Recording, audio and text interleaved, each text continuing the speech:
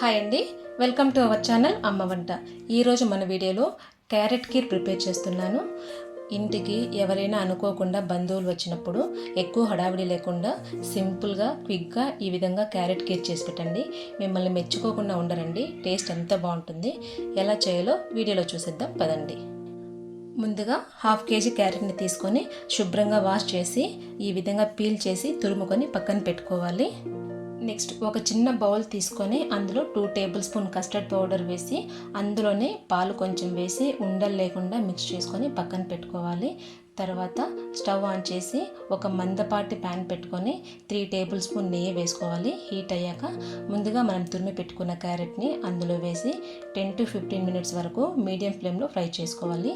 మధ్య మధ్యలో మూత పెట్టుకుంటూ పచ్చివాసన పోయే వరకు ఫ్రై చేసుకోవాలి.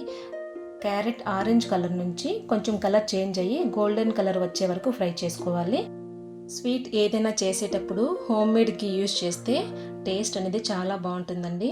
హోమ్ మేడ్ ఘీ ఎలా చేయాలో ఆల్రెడీ మన ఛానల్లో వీడియో అప్లోడ్ చేశాను, కావాలంటే మీరు చూసి ఒకసారి ట్రై చేయొచ్చు.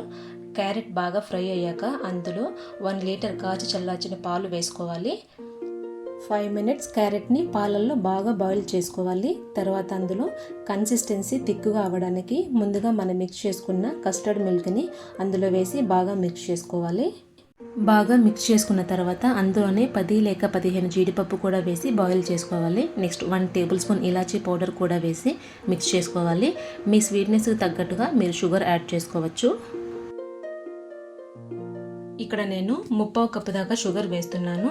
మీరు స్వీట్నెస్ తగ్గట్టుగా ఎక్కువగా కావాలనుకుంటే 2 టేబుల్ స్పూన్ ఎక్కువ వేసుకోవచ్చు. లేదు తక్కువగా తినేవారైతే 2 టేబుల్ స్పూన్ తక్కువగా వేసుకుంటే స్వీట్ అనేది కరెక్ట్గా సరిపోతుందండి. షుగర్ వేసాక కన్సిస్టెన్సీ కొంచెం పలుచగా అవుతుంది. ఒక 5 మినిట్స్ ఉడికించుకొని స్టవ్ ఆఫ్ చేస్తే సరిపోతుంది. సూపర్ టేస్టీగా ఉండే క్యారెట్ కీర్ రెడీ అండి. చేసిన వెంటనే కాకుండా ఒక 1/2 అవర్ ఫ్రిడ్జ్లో పెట్టుకొని తింటే ఈ సమ్మర్కి కొంచెం కూల్గా టేస్ట్ అనేది చాలా బాగుంటుందండి. మీరు కూడా తప్పకుండా ఒకసారి ట్రై చేసి చూడండి. ఇలాంటి సింపుల్ అండ్ క్విక్ రెసిపీస్ కోసం అమ్మ వంట ఛానల్ సబ్స్క్రైబ్ చేసుకోండి. Thank you for watching.